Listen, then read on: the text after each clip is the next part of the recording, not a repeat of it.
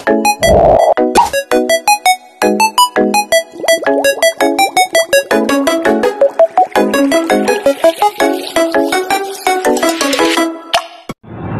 afternoon, everyone. So please stand up.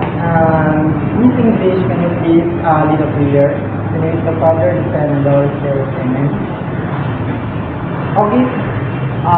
Everyone, can you please sit down? So before we're going to start the discussion for today, let's have first the recap. So Miss Vanessa, what should be our last topic? Okay, thank you.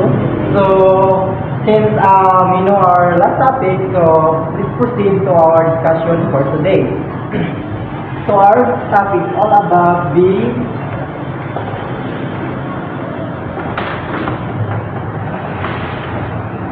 our topic in this afternoon is all about the curriculum consideration. So when you talk about curriculum consideration, it's all about the COVID-19 pandemic. So the COVID-19 pandemic, it has a profound impact on education system worldwide. So that's why our government of the Philippines, they are implemented a new rules or some strategy that they are going to use, even though there is a pandemic, but still we can assist the needs of our students. So we have first is the context of teaching and learning.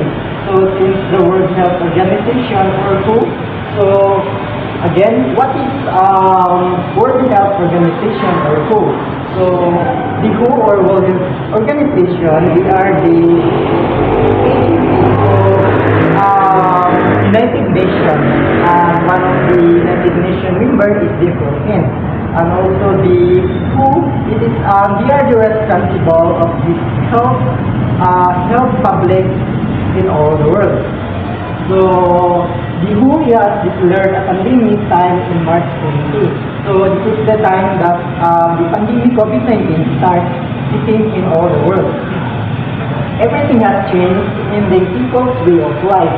Okay, not only the curriculum changed, but also the life of people.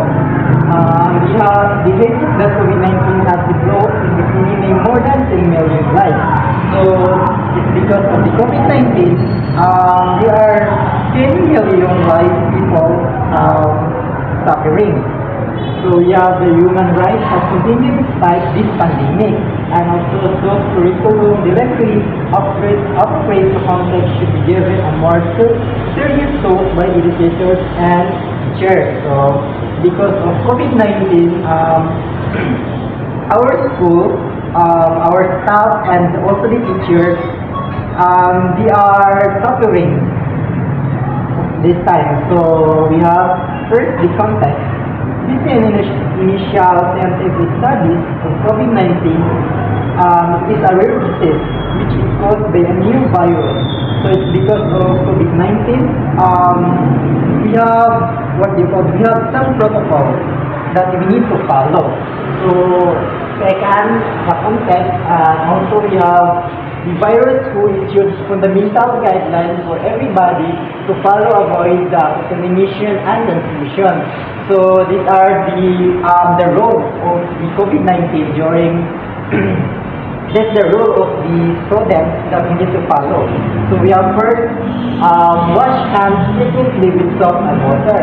So it is very important before you are going to eat or before you're going to touch anything, you need to wash your hands to avoid the virus. So we have second, wear face mask. So even though we are inside the house, we need to wear face mask. So we have the third, keep distance, and also it's very important to us to keep distance to avoid the virus. So to avoid transmit virus to each and every one. So we have 4, practice health etiquette. So it's very important that we need to practice our health. And 5, we have do exercise. So it's very important, especially to the weak people or the old, because it is the reason the virus can easily transmit them. So they need to exercise. And also, we need to eat healthy food that will build the immune system. So it's very important that we need to eat healthy food to avoid the coronavirus or the COVID-19. So the current education for us in the future, new normal should happen in time. So it's because of COVID-19, the curriculum changed. Any place, anywhere, as education and in this situation.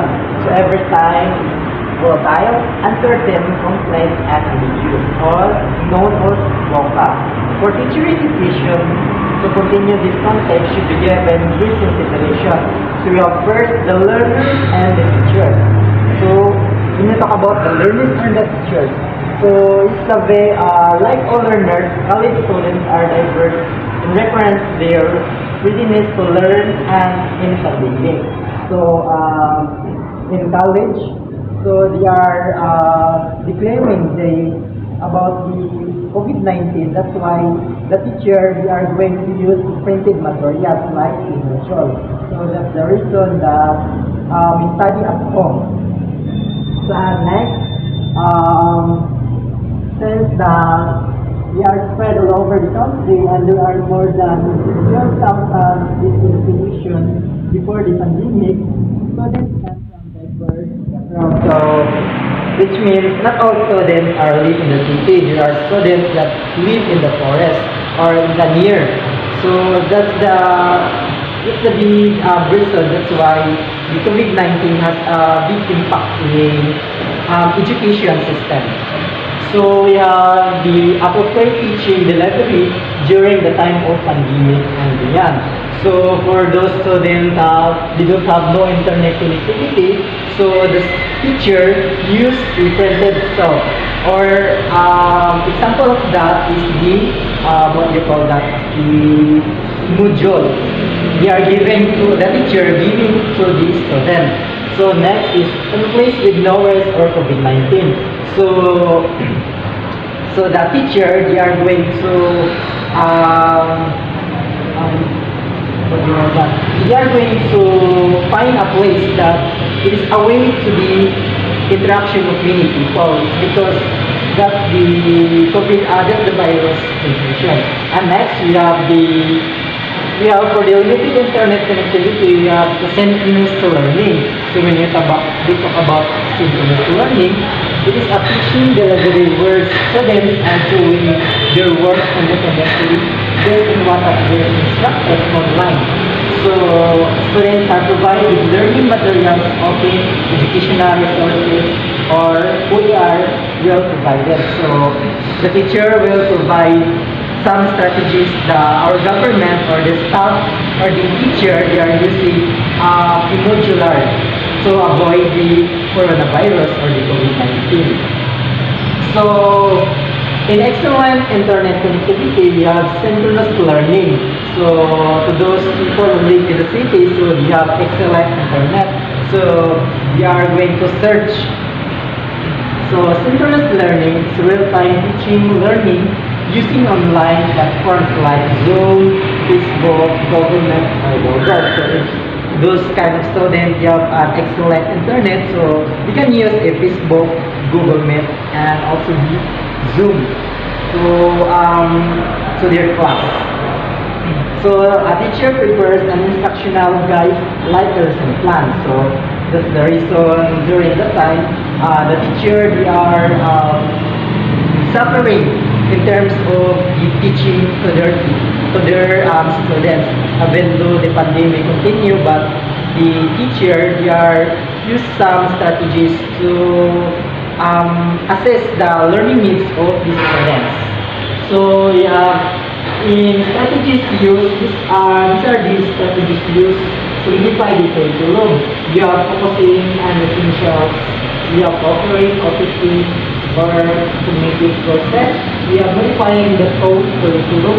We are modifying the access curriculum, and also we have rearranging of the challenge course.